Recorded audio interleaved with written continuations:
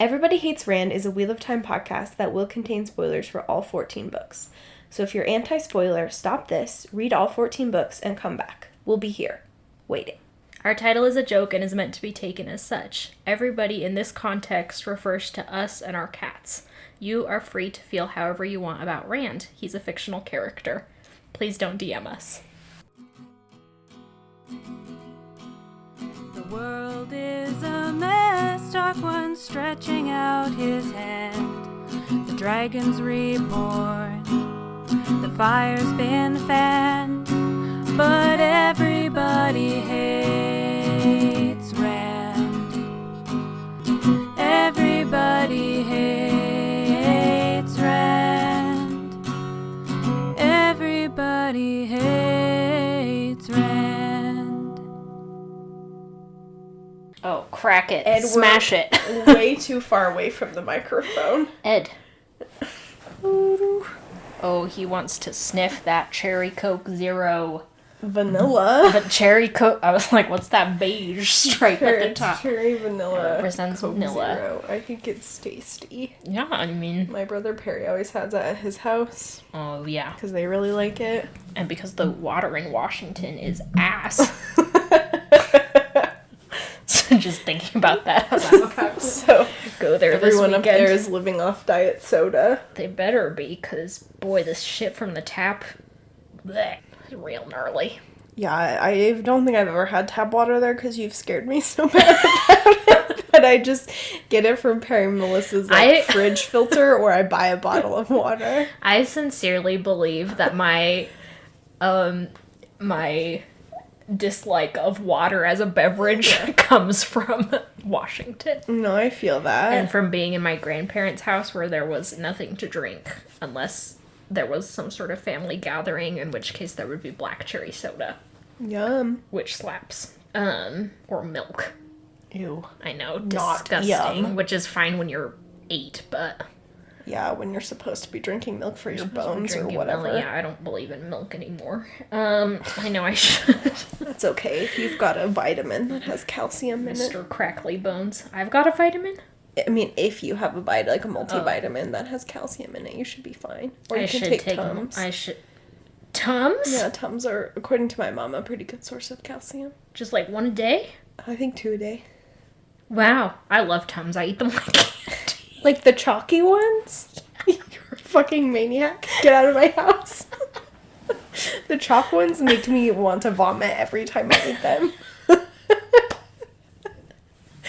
But there you go. They're tasty chalk, though. No, Ed. Spicy chalk. Not spicy. Oh my god. I went this last weekend with my friends Devin and Janet to see, exactly 24 hours after seeing it with you, we had to go see John Wick 4. Yeah, of course. But we went to this weird mall, and we're walking around because it was before the showtime. And there was have you been to Valley Fair Mall? Mm-hmm. Do you know the weird candy shop? No. There's like a candy shop where you can like go in and like get a bucket or something and fill it with candy, and they'll like Halloween type candy, but also there's just like every form of niche gross candy that you can find, you know, like it's the kind where they have like lollipops that have dead scorpions in them, or like, you know, gummy life-size hot dogs or whatever the hell. I don't know. Sure. Anyway, I got chocolate coins because it was thematic for the John Wick universe. Yeah, of course. But also I got candy cigarettes, those like little just white. They're like the sticks in the Fun Dip, right? Yeah, and the Fun Dip, which in my controversial opinion is the best part of Fun Dip. I agree 100%. I want that. Okay, but how can you like the Fun Dip stick but not Tums? They're both No, the Fun Dip stick has an entirely different consistency. Okay. Or at least it did when I was a kid. Sally has a more refined palate than I do. I just think I'm more texture averse. Anyway, I think the candy cigarettes are basically just like Tums, but less flavorful. And I used to eat them all the time when I was at the laundromat in New York City, waiting for my laundry to be done. Anyway, with that fun anecdote, let's launch right into the most useless chapters yet of The Gathering Storm by Robert Jordan and Brandon Sanderson. Hey, Mr. Jeans. I like that it doesn't say Robert Jordan and Brandon Sanderson on the cover. It just says Robert Jordan, Brandon Sanderson. Yeah, and men's names being what they are, that could just be one dude. Robert Jordan, Brandon Sanderson. One frat guy with 3 first names, followed by a surname. Anyway, this is Everybody Hates Rand. I remembered it this time. Your friendly neighborhood Wheel of Time podcast. I'm Emily Jushaw. And I'm Sally Goodger. You remembered it last time.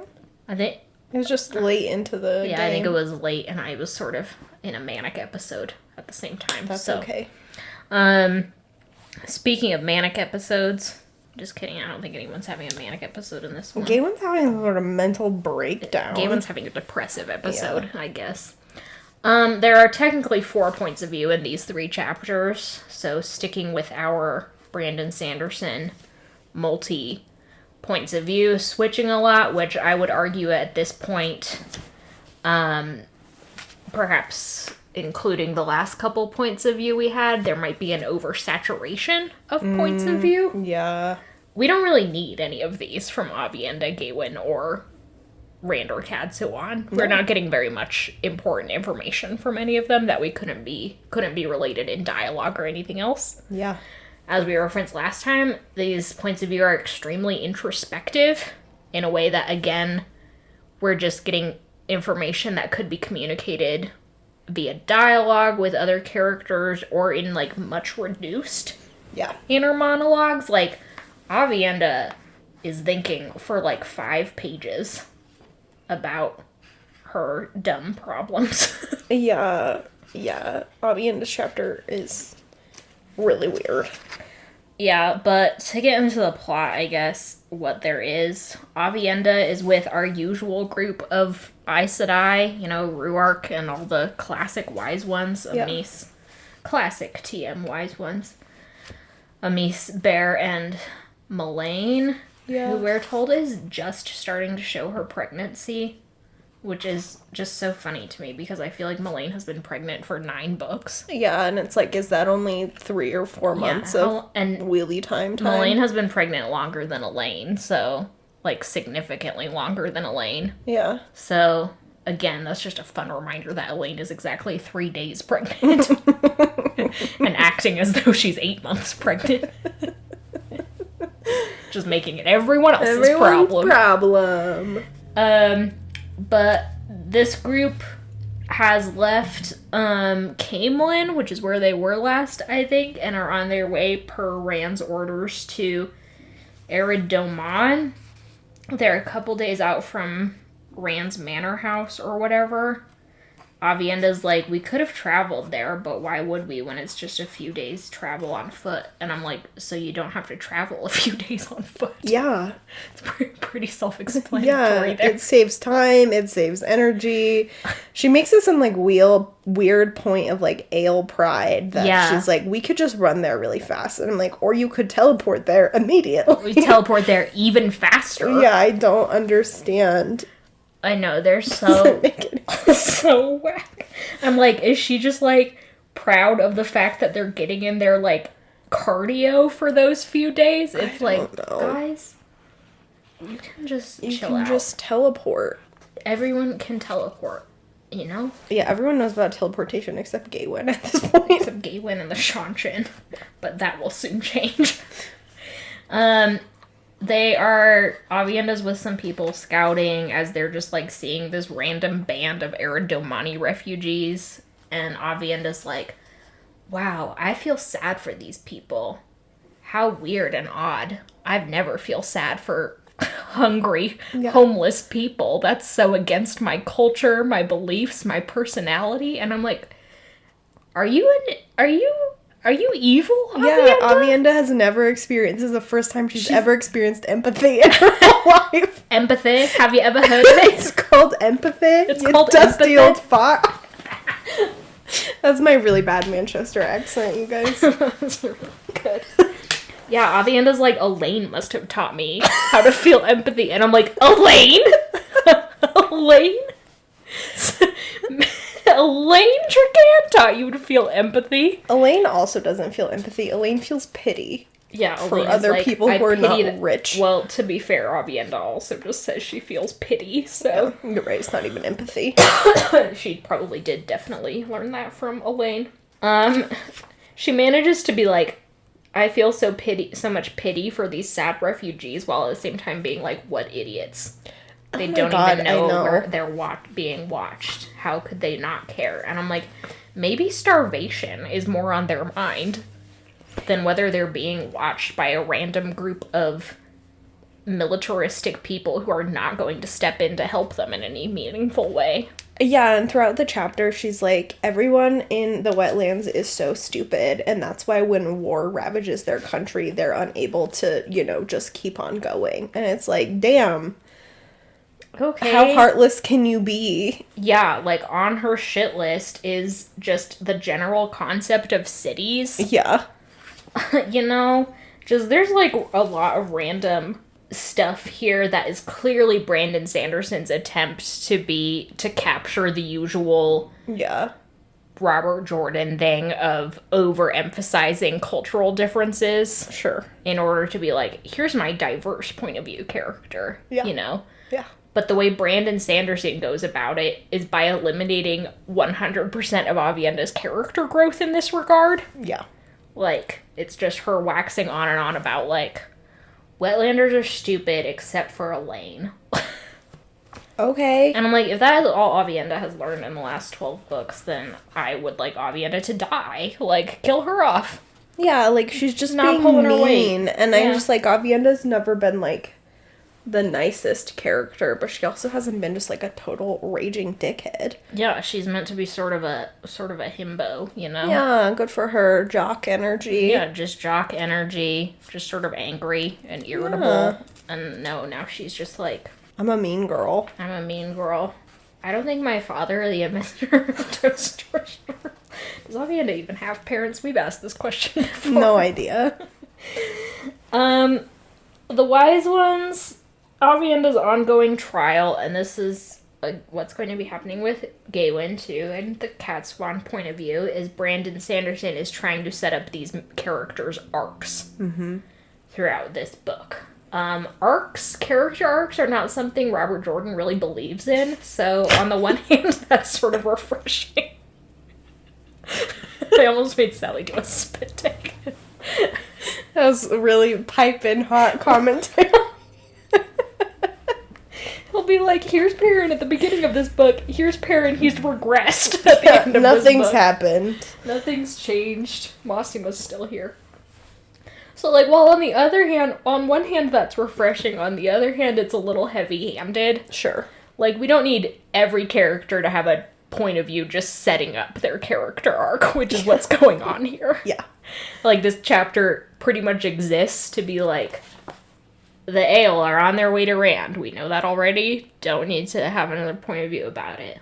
Avienda, still in love with Rand. Okay, I assume that, and I swear to God, I wish I could hear it less. Yeah. And Avienda's having trouble with how the Wise Ones are treating her. She's being given a lot of these, like, meaningless Ale punishments that make her feel like she's really fucked up somehow. Yeah. And she's just, like, trying desperately to figure out what she's done wrong. She's like, I can't ask, because that would be more unhonorable. Yeah. And I'm like, how do you guys get anything done? The Ale are supposed to be efficient. Yeah, and they're just lack of communication. Yeah, you guys should be able to ask each other questions. It's pretty obvious to us, the readers, and Avienda even, like, sort of hits on it at one point, that this is a form of test. Mm-hmm. For example, as they're, like, picking up their march again, Amis takes Avienda aside and sort of, like, quizzes her on her opinions on what's going on and sort of the, like, policy and Rand and Ruark, etc. And, like, not to be a dick about it, but Avienda's not exactly giving radical or controversial answers. Yeah. It's pretty, he's pretty much towing the party line there. The only thing Amis is really upset about, or questions, is Avienda being like, yeah, I'm gonna marry Rand. And Amis is like, okay, he has 3 other girlfriends or whatever the fuck, how are you gonna do that? And Avienda's like, well, I know it because I talked to Min and she says I'm gonna have his babies. And Amisa's like, I wish I was dead. At least that's how I projected myself onto Amisa feeling. Same. Because imagine being in the middle of this drama. I would be so infuriated all the time. Yeah. Be like, you guys, shut the fuck up. Anyway, so clearly Avienda's just going to be confused and miserable for the next few chapters, as I recall, as she tries to understand that the wise ones are very obviously quizzing her. Yeah. Like, I know I just said Avienda's a little bit of a himbo, but it gets pretty dense at a certain point. Sure. And just sort of, this is meant to be her journey to being a wise one, I guess. Or meant to complete that journey, I guess. Just, I don't know, test of patience. Yeah. Tests of at what point will she be like, this is disgraceful to a wise one. Yeah, I believe the test is at some point she'll be like, I'm your equal, so you can't give me punishments anymore. So quit. And they'll be like, great, yeah. That's all you needed to do. Yeah, she needed a girl boss up. Was claim it, yeah. And it's like, okay. Girl boss, but Final Evolution. Did we need to be part of this journey for Avienda? Not really. Now guess who's back? Now guess who's back, baby. It's Brandon Sanderson's special boy. It's his trophy boy. It's his trophy boy. Gawain. Gawain, my enemy. Yeah. And everyone's enemy. Has anyone ever met someone who's like, Gawain's my guy, besides Brandon Sanderson? Brandon Sanderson's like, he's misunderstood. He's my special. This is my Blorbo. Special boy. Brandon Sanderson's Blorbo. Yeah. Terrifying to think about. Gawain, yeah, this is a 4.5 page point of view. That's just Gawain being like, damn, I really fucked up. But he, like, won't even go that far. He's just like, maybe I fucked up? Maybe I fucked up. Maybe I should make a different decision. Maybe I should have a spine. Maybe I should have a backbone. Maybe I should stick to my own morals and values. And then he's like, nah. Maybe not yet. No. Maybe not yet, because remember, this is only the first chapter in the character arc. God forbid anything happen in the first chapter of the character arc. This chapter could just be him being like, this is stupid. I'm gonna go find Egg. Yeah, which is what will happen eventually. It's just like, we don't need to be here for all of this. We just need to watch Gawain, self-flagellate for a while. Yeah, like, in a way, it feels, like, patronizing, like Brandon Sanderson is being like, hey, I know we haven't been with Gawain for 7 books, and thank God for that. Yeah. So here's a recap of everything traumatic or weird that's happened to him or because of him. Blah, blah, blah, blah, blah. Now you're set up for him to change his ways.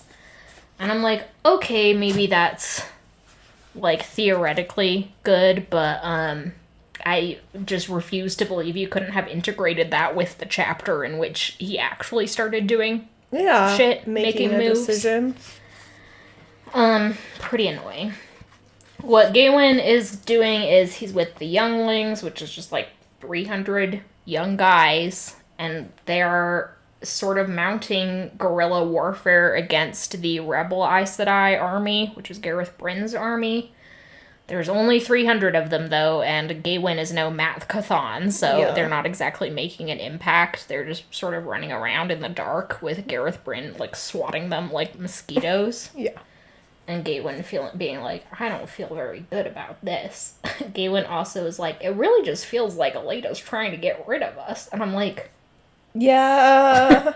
He's like, before Dumai's Wells, I had a suspicion, but now I'm like, pretty sure. I'm like 80% sure. And I'm like, are you the stupidest man alive? Yeah.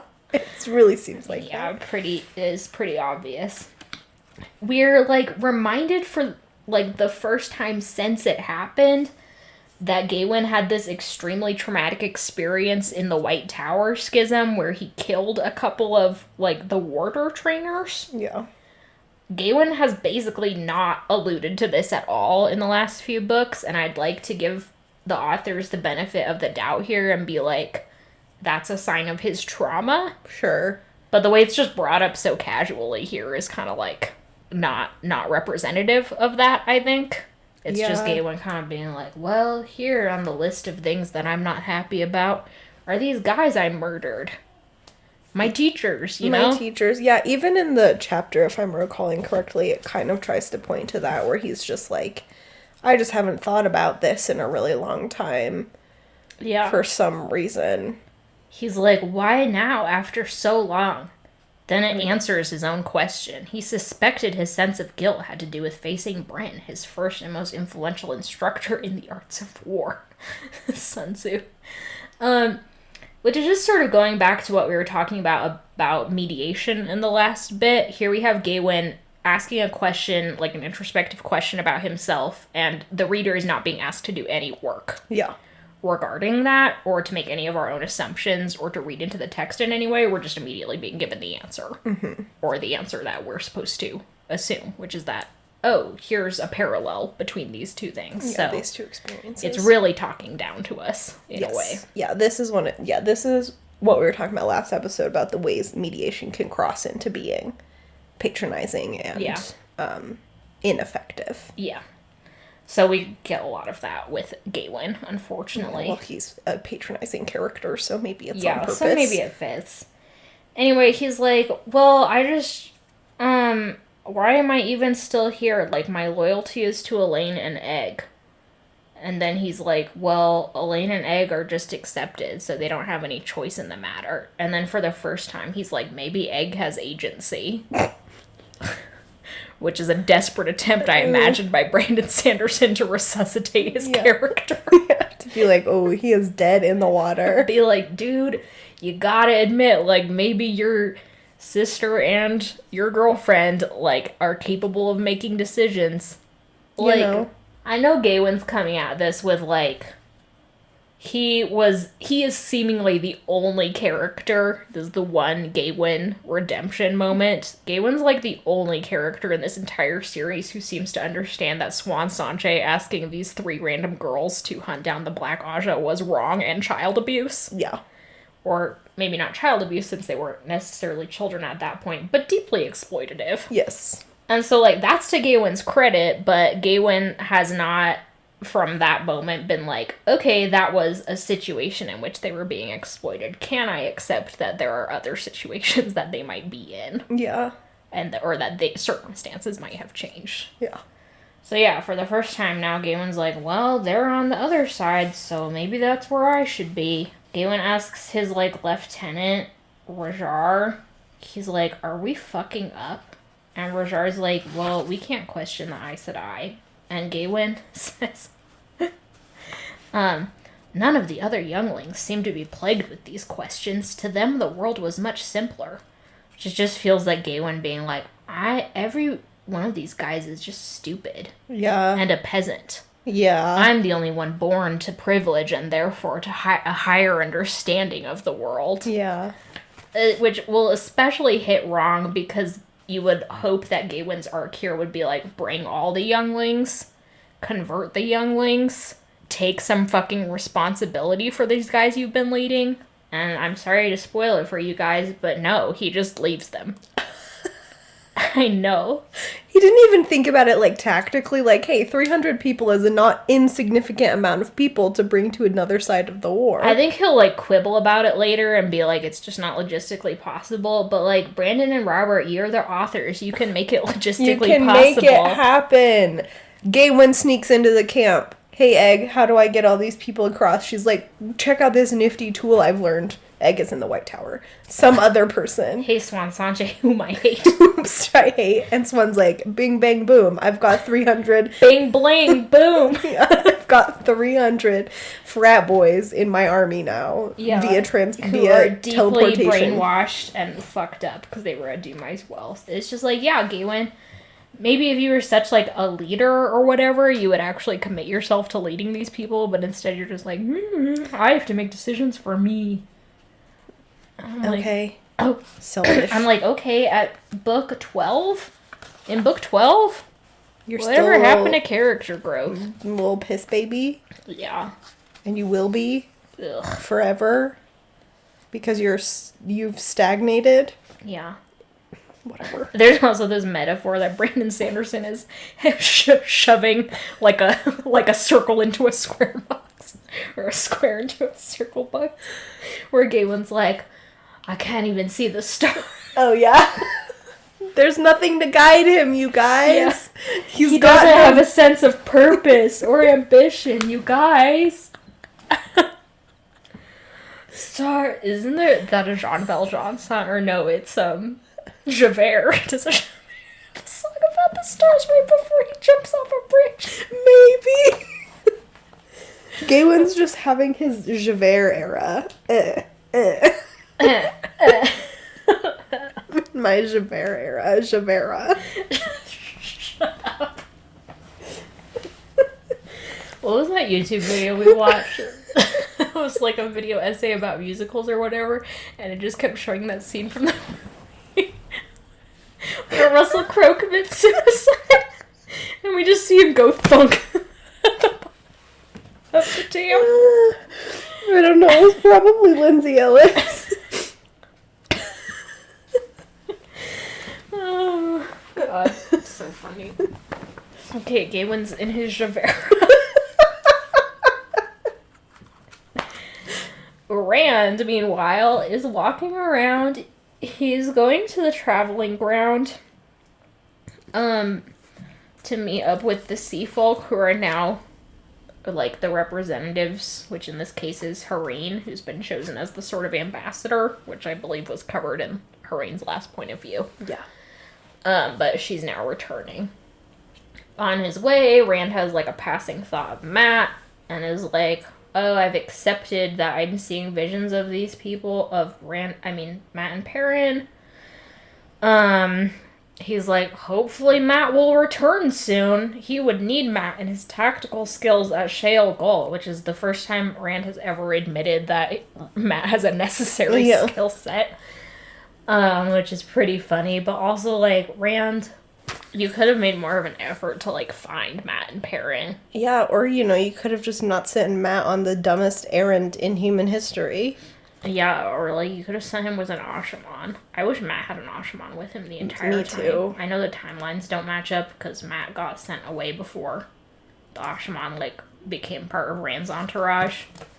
But I think, like, the Matt Narishma energy would be truly off the iconic. Charts. Yeah. He was just like, this is my pretty boy trophy. This is my pretty bodyguard dude who just channels. I also feel like Matt would use Narishma more nicely than Rand. Perrin uses Grady and Neald. Yeah, you're so right. Maybe that's just wishful thinking. Or we could have Damer Flynn with Matt because he loves to just collect old men. Or they could have given Matt one of the evil Asha'man, and Matt could have slowly converted him. I'm not saying in a sexual way, but that's how it should have been. But, like, Matt has his magic necklace. The Asha'man could try and kill him.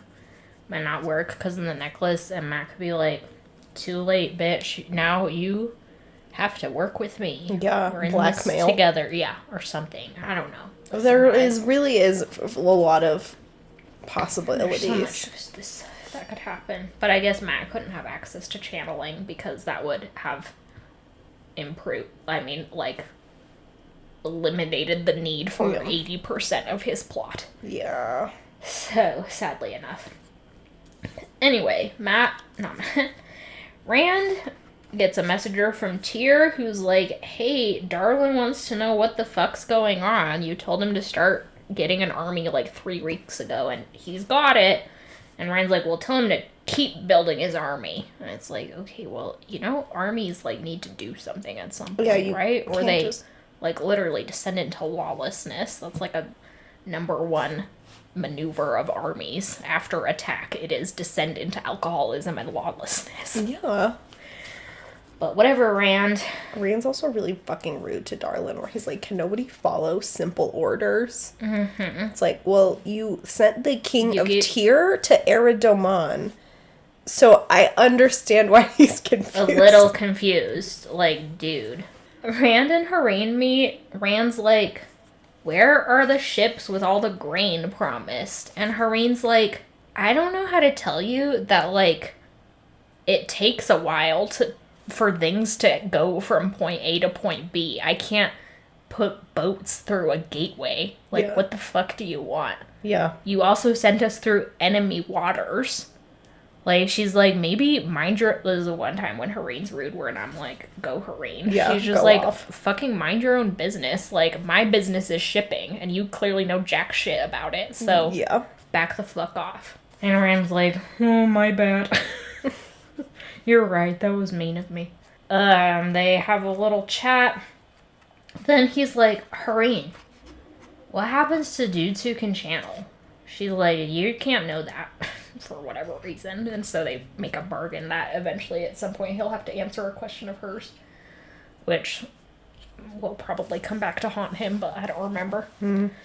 Anyway, Hareen's like, just like in every other culture, there's ritual suicide for these guys. And Rand's like, I don't know why I was surprised. Yeah, that's on me. It's like the dead pigeon don't open. I don't know what I expected. Yeah. Rand's like, well, that's no longer necessary because Sidon has been cleansed. And Hareen is like, yeah, you say it's been cleansed, but, like, it's gonna take a while to prove that. Yeah. Especially, like, considering all the guys who are saying it's been cleansed are guys who, for centuries, if not thousands of years, have been known to go insane at some point or another. Like, this could be a mass hallucination as far as we're concerned. Yeah.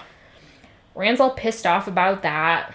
And is like, why is everyone so fucking stupid about Sidon? And the Aes Sedai are very reasonably like, it's just not gonna happen right away. Like, maybe there's some problem solving we could do. Like, one of the Aes Sedai he's with is bonded to Damer Flynn, so she's like, I feel like it's been cleansed. And it's like, well, maybe we could do something with having, like, Aes Sedai go out and everyone knows they can't lie. So being like, Sidon's cleansed, blah, blah, blah, blah. So, like, there are maybe some PR things you could be doing. But Rand, it's just not something that's going to happen right away. And it's a little frustrating because, like, unlike the Ered Doman problem, which I understand is a problem, but which I kind of am like, Rand being involved in it feels, like... Rand is sort of being over-involved in Ered Doman right now. Yeah. The way he has been over-involved in every country he has either invaded or taken over, depending on your perspective, I guess. Yeah. Like, Ered Doman definitely needs aid, and definitely needs some of its problems solved, but the way Rand is going about it is just like, I am integrating Ered Doman into this stuff. Rand is also clearly, like, not really interested in Ered Doman. Yeah. It's not something he's, like, keeping him up at night. Yeah. So in a way, I would prefer if we could, like, have more of Rand dealing with, like, how do I convince people that men who can channel, like, I would like to see the PR campaign, yeah, you know? Who's he putting at the head of that? He's just like, here's Narishma. Have you seen how hot he is? And everyone would be like, hot people don't lie. Hot people don't lie. We all know that. He's not going to become crazy and violent. Look at him. Look He's at him. beautiful. He's gorgeous. Stunning. Weaponize that hottie. Not to mention Damer Flynn. Yeah, he's just a nice old man. Yeah. Who likes to do doctoring. Yeah, come on. He could be your grandpa. Yeah. Everyone, look. Oh, the Asha'man are so lovely, you know, and then it's like Mazrim 10 in the background, like Asha'man kill. Ignore the man twirling his mustache in the background. Focus on cackling Narishma. A villainous laugh. Just look at Narishma. Look at Narishma. Narishma's just like glittering in the sunlight. So, like, these are things I actually care about, and they're not really getting more than a passing comment. Oh, we do get a mention of Brandon Sanderson's actual Blorbo, Androll. Flynn's like, I'm not good at making gateways, unlike Androll. Did they? I totally skimmed over that. I've never been exceptional at making gateways, Flynn continued. Not like Androll. And Rand is like, Flynn, shut up. Who the fuck is Androll? He's like an Asha'man. That Brandon Sanderson was like, this is my guy. I invented him and the story is about him now. Did Brandon really invent him, or has he been referenced before? I think the name has been referenced before as, like, one of the miscellaneous Asha'man in the background. Yeah. And Brandon's like, that's gonna be target my guy. Acquired. Yeah, I need a guy in the Asha'man camp. I don't know, maybe Robert Jordan had plans for Andrew all along. But no, I like it better that Brandon's just like, this is my man. He really feels like this is my Brandon boy. Sanderson creation, as we'll get to. Rand waxes poetic about how much he longs for a simple life.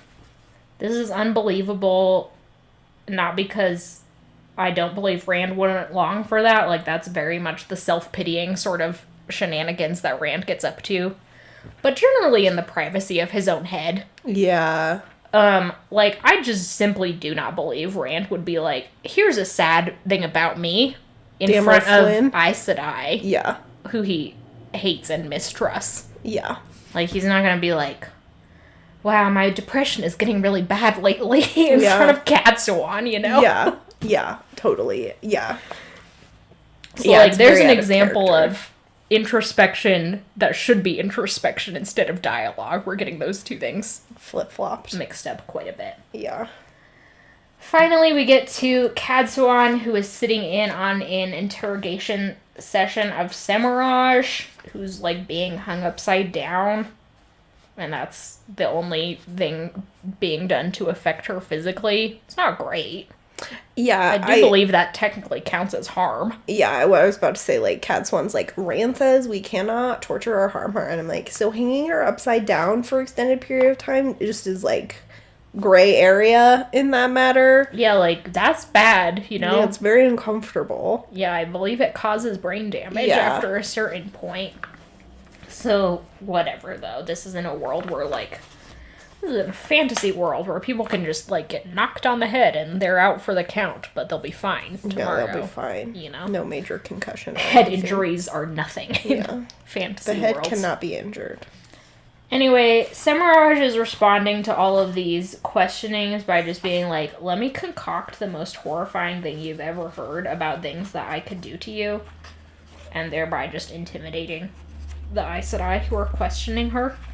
Cadsuan eventually, like, calls a halt to this and just, like, makes it so Semiraj can't hear or see while she talks to Maurice. And Cadsuan just the entire time is like, we really have to get creative with how we're gonna break Semiraj. In fact, Semiraj reminds me of me, so how would I break myself? And she's like, that's a disturbing thought. It's so disturbing. And I'm like, it's not that disturbing. Like, it's a thought exercise. Like, sure. It's unfortunate, but, like, Cadsuan has a weird reaction to it. Yeah. For someone who's supposed to be so, like, badass and... Yeah, and who's obviously interrogated in Loose Marks people before, because she's like, I know exactly how to make sure people can't hear or see. Yeah, blech. As I was reading this, I was like, once again, this is like the Cadsuan mini arc of Cadsuan figuring out how to break Semiraj, and there are hints of that here, which is that eventually Cadsuan's going to be like, Semiraj has her power by intimidating all of us and making us feel like she's this larger-than-life, terrifying person. If we accept that she's just a random person and, you know, can be humiliated and whatever, like other people, then we'll be able to, if we can strip her of her dignity, more or less, then that's our way to go.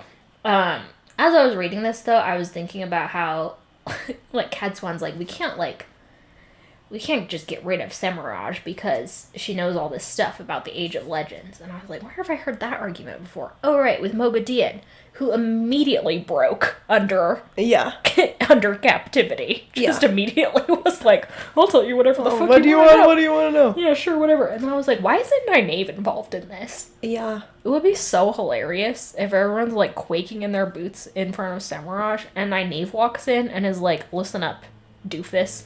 I've done this before. I mean, tell me everything. Like, to clarify, I don't agree with anything that's going on with Semiraj here. We didn't agree with anything that happened with Moghedien. Yeah. But, like, within the logic of this world, it should have just been Nynaeve walking in and being like, you don't scare me.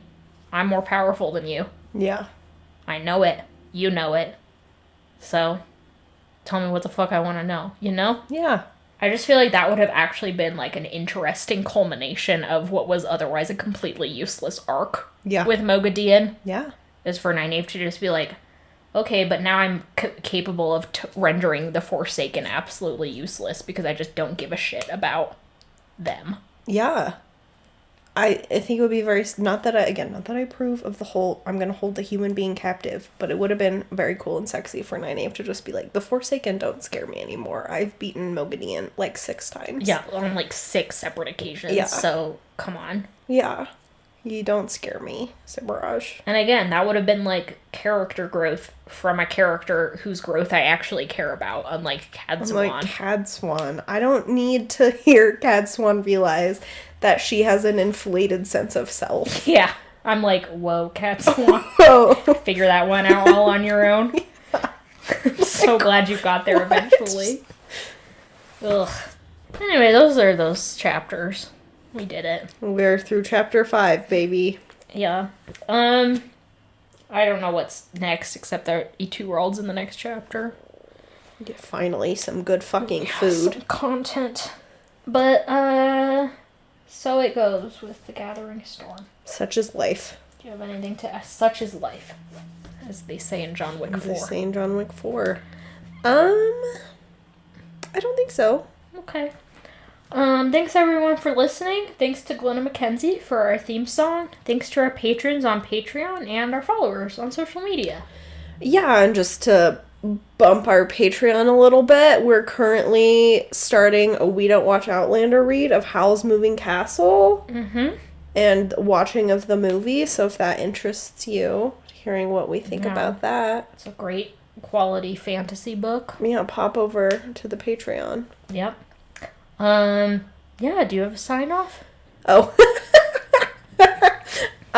We could just talk about Chris being like guesses about the biggest city in Europe. Yeah, my family's going to Greece with Sally next month. You guys keep hearing about that and you'll hear more about it. Yeah. My dad has been reading up a lot about Greece, and is very eager to exchange the facts and trivia that he's gaining.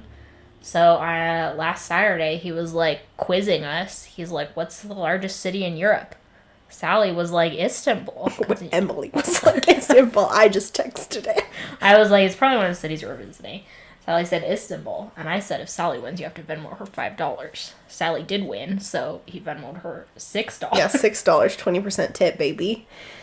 My dad clearly wanted to keep going with the question and answer format, but everyone else sort of jumped in with their own little bits of trivia. I was like, anyone who can guess how many cars John Wick gets hit by in John Wick 4 gets a Venmo. I sent my sister $1.06 for a McDonald's Diet Coke. Nice. Anyway, Chris, my dad, felt very bullied by all of this. And retreated in a flurry of self-pity. Speaking of persecution complexes, Randolph Thor. Anyway, that was just our family's inevitable. Yeah, that's how I got $6 from Emily's that's dad. How Sally got $6. Yeah. But what will I spend it on? I don't know. 4, 5, 6 McDonald's 6 Diet McDonald's. Coke? Don't tempt me. Those things whip ass. Slap spicy Diet Coke. Okay. Goodbye, everyone.